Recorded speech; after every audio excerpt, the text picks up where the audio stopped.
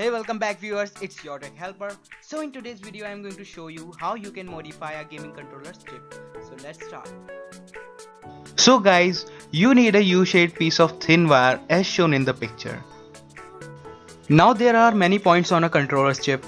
You need to use this wire to make bridge between all these points to make combinations and find out which of the point works with all the other points. For this you can use the controller setup driver also.